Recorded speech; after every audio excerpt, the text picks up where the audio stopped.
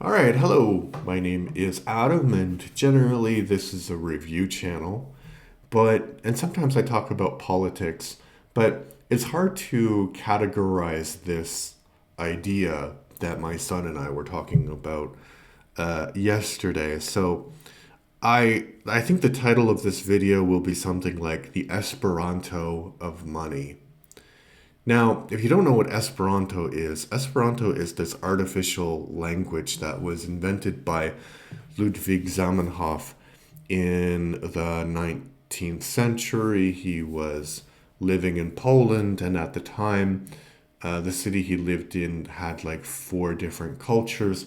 So he believed if everybody's, and they spoke their own languages, he believed if people spoke the same language, then that would reduce conflict, which a bit naive, but generally the idea of having one language that everybody learns kind of makes a lot of sense.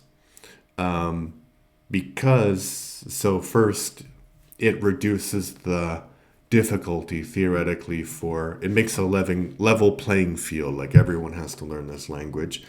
That's one thing. And the other thing is with any lingua franca, like natural lingua franca, that just means a language that's used by a lot of people. For example, English, people might say, well, why don't you just use English? First of all, Esperanto is a regular language. The rules are regular, and of course, English is not. So it's developed naturally. So there's lots of illogical things, inconsistencies, hard to learn grammar. So that's one reason. And the other reason is if we're in like a political debate and your first language is not English, I already have an advantage over you because my first language is English, and I have a whole lot of life experience expressing myself in English and expressing myself in difficult topics. Whereas you might have a little bit of experience, you might have more experience than your compatriots, but you'll still have trouble expressing yourself in the language that's a foreign language for you. So it does have a lot of advantages, Esperanto, but as I said, it was invented 100 years ago and it hasn't caught on because to make Esperanto popular, you need to have people who speak it. And to have people who speak it, you have to have people who learn it. And to have people who want to learn it, you have to have a lot of people who speak it. So it's like this uh, vicious circle of not speaking Esperanto. So the reluctance to adopt this sort of technology, this linguistic technology, is huge for many reasons that I could go into, but this is not an Esperanto video. This is a video about the Esperanto of Money idea that my son and I had. So, we're talking about interest, and we're also talking about the fact that currencies have different values in different countries, and you can work really hard in one country, like for example, Canada or Poland. So, for example, I can work really hard in Poland and I will make 1/4 of what a person in Canada works just because of the currency. And I've always thought that that was really, really unfair because people have the same amount of skills and they're not really competing on the basis of their skills. They're competing on the basis of like the whole economic system where they live, etc., etc. But how? So you could just say, well, let's just have one currency. But how do you actually get there? So that's my other that's my Esperanto of money idea. But maybe I have to explain a little bit for you if you don't know how the economic system works. Because the other thing we were talking about is inflation, and I'm trying to like he knows what inflation is, but he doesn't quite understand why it's a bad thing. Because his first idea was, well, let's just give governments infinite money and then they don't have any problems. I mean, but you can imagine what the problem, what problems a government that had infinite money would have. They would have they would have all of these ideas of spending all of this money, and that would cause inflation. Let's go back a little bit though and tell you how money works. So we have fiat currency now. So a fiat just means it is so. So a fiat currency is just worth the amount it's worth based on two factors. One, the first factor is that the government that issues it says it's worth that much, and then the market and the people agree that it will be worth that much or less or whatever, depending on political or economic circumstances of the country that issues the currency. How this is different than what we previously had is previously money was backed by something.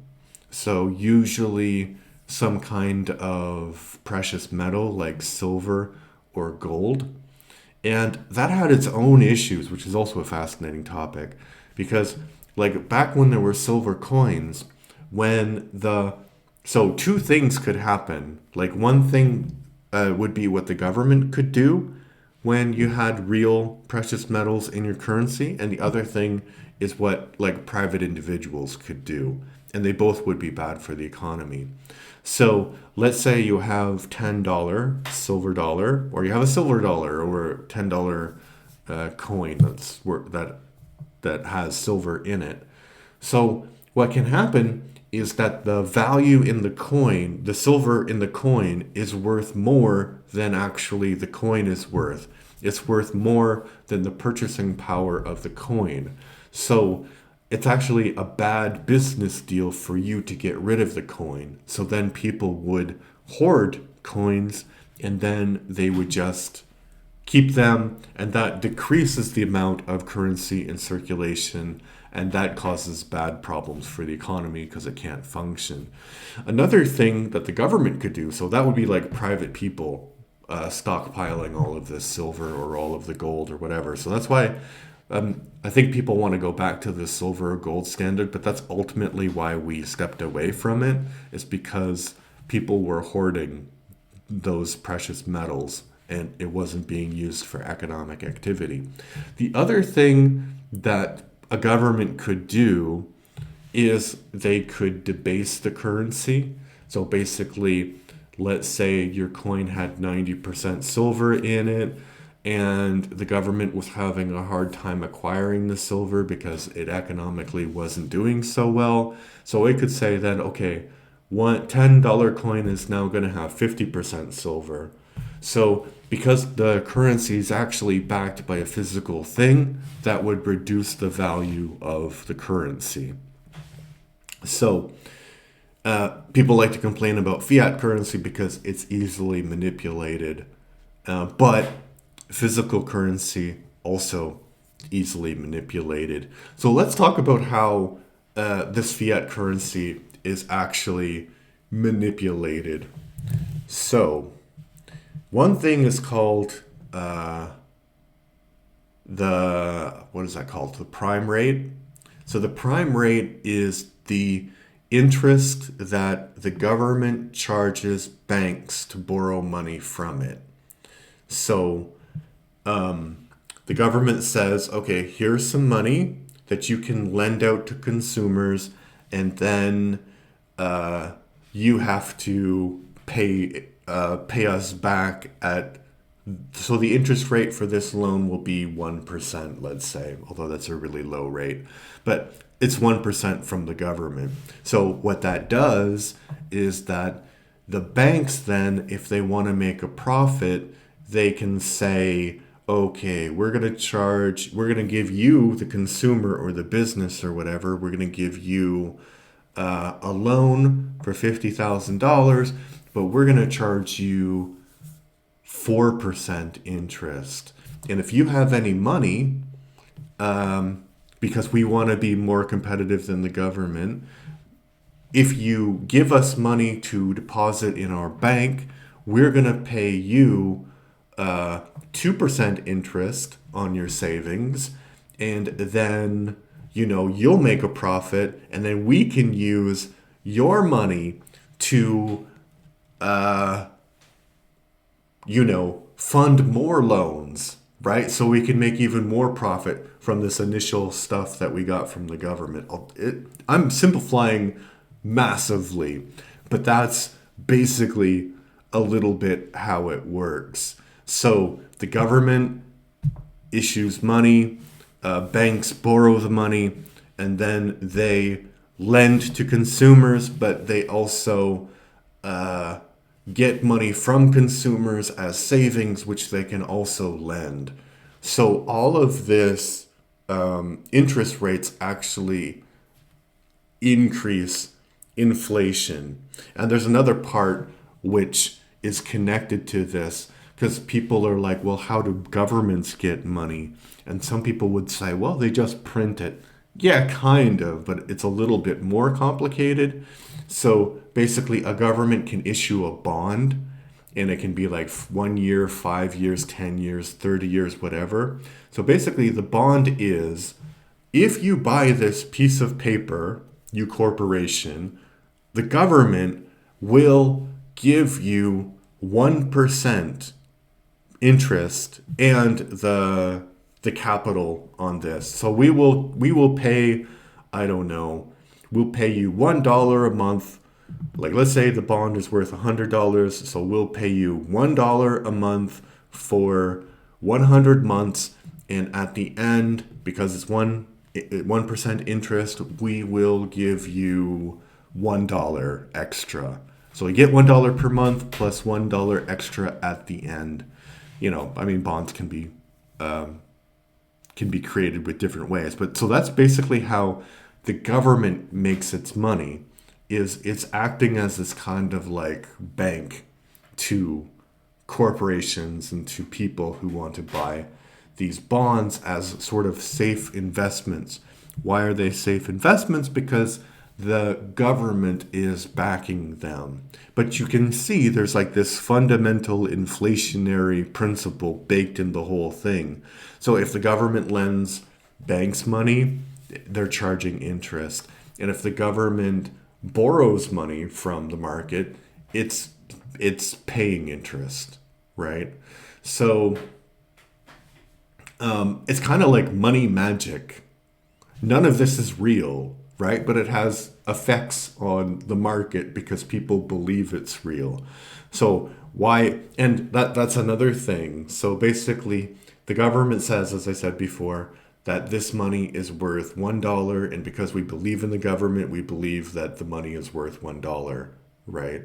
So, but if we go back to the bonds thing, the trust that the market will have in any particular government reflects how much interest the government has to pay to borrow this money, right? So traditionally, American bonds have paid very little in interest because they've been seen as these safe bets. The American government's not going to default on that. But in countries where they have defaulted on their debts, like Greece, the interest is much higher, like 17, 20%, something like that, something ridiculous. But you can see that this whole process causes inflation, right? It's probably one of the primary drivers of inflation, but it's not the only one. And I'm giving you a very simplified view of it because I'm remembering all of the arguments that we were talking about yesterday. So what's the solution? So I've outlined two main problems. One is that the money that's produced by the government, that's issued by the government, loses its value over time due to the nature of our economic system that we have developed over the years. This bonding, this lending and borrowing money, both different ways, from the government to the private sector and vice versa. And the government can do different things by like they can stimulate the economy or slow down the economy by increasing that prime rate that I mentioned earlier or decreasing it. So basically, the government is doing these things which may or may not be good, but they're manipulating the value of the money that you have. So that's one problem. And the other problem that I mentioned is because it's connected to this whole process, because some governments are trusted less than other governments. Therefore, their currency is considered less valuable. So people who are working, doing the same work, get paid percentages of what somebody in a richer country would get paid, and the richer country stays rich because of this whole system. So what's the solution? You can have a global currency, but how would you actually implement it? And as I said, this is the Esperanto of money. It's more like a thought experiment rather than something I think would actually work. And I can tell you why it wouldn't work in a few moments. So here's the idea. The idea would be that you would have a global currency all around the world that would eventually replace local currencies. And how it would work is every government would give babies who are born, obviously a baby needs to be born, like they would create an account with this currency for that baby. So we would figure out what number that would be per baby. And so the government would set up this account for them. And in that account would have all of this new currency that that person would ever be entitled to in their entire life. So when they start working, the employer, or they start working, or they get some kind of government benefit, like they can't work, they can't walk, they have some disability benefits, some social benefits, whatever. The money is not paid in the local currency. It's paid 50% in the local currency and 50% in the new global currency. And then eventually, with time, the local currencies would die out because the global currency would be stronger. And why would it be stronger? It would be stronger because it can't be subjected to interest. You can't use this money with interest. So if you have a loan in the money, then you're just being paid, like you have to pay like a fee rather than interest, and that fee is stable and it doesn't fluctuate according to the market. It's just there. The fee is there from the beginning.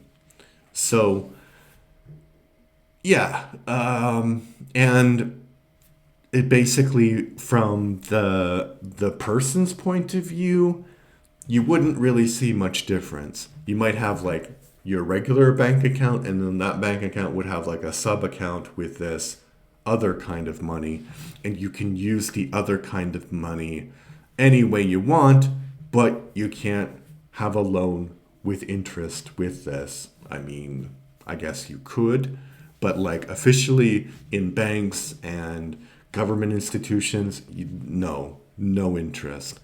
And so because everybody in the world is getting this money and getting it at the same rate, like eventually the money flow would have to stop, and then there would be like, it would be a closed system. There would be an X amount of money that had replaced the local currencies. So that's the idea anyway. And then you wouldn't have to then there wouldn't be any Forex trading because it would be the same currency. The standard of life around the world would increase generally because people would be paid the same for their work. It would be fair. It would like reduce a lot of problems of inequality in the globe. So generally it would be a very good thing, but it wouldn't work. It would not work at all. And I wonder, maybe you can write in the comments why you think it wouldn't work, or if you think it would work, why. But here is the two things that my son and I we were able to come up with why it wouldn't work, and it's connected to some of the things that I already talked about in the video.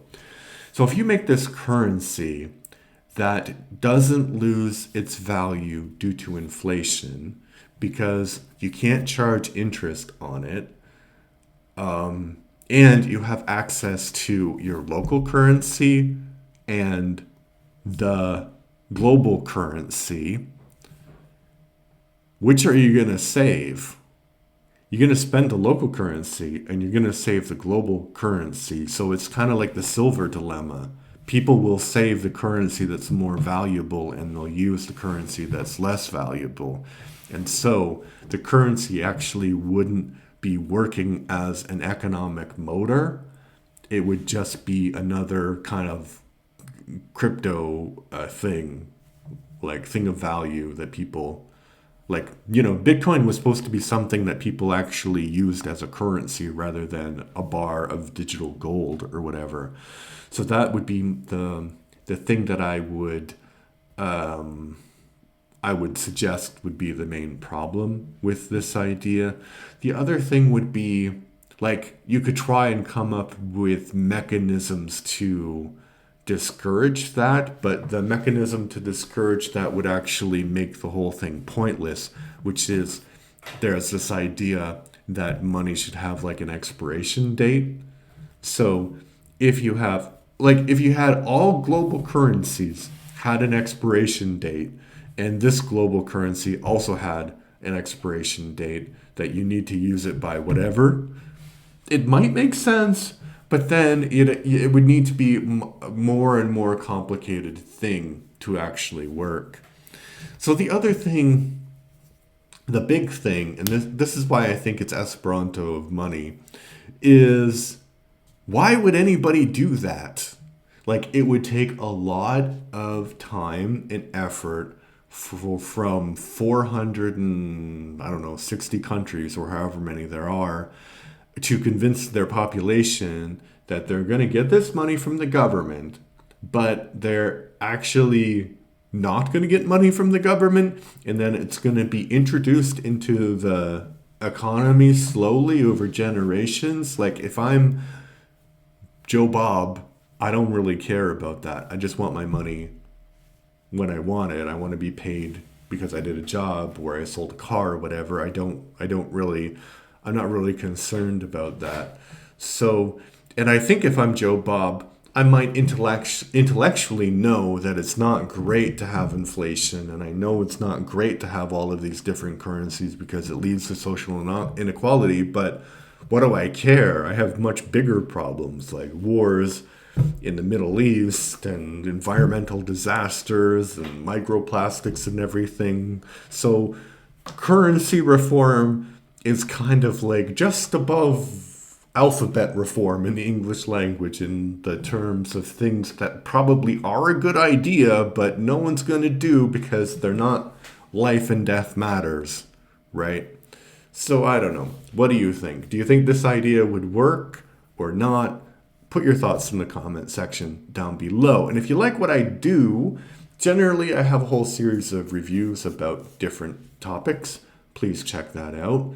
And I also sometimes talk about weird ideas that me or my son have or me and my daughter have. So follow that. I'm trying to get to 900 subscribers by the end of April, and I have 855 right now. And I'm trying to get monetized so I can go on vacation to Canada with my kids someday, hopefully sooner than later. All right, thank you. Bye-bye.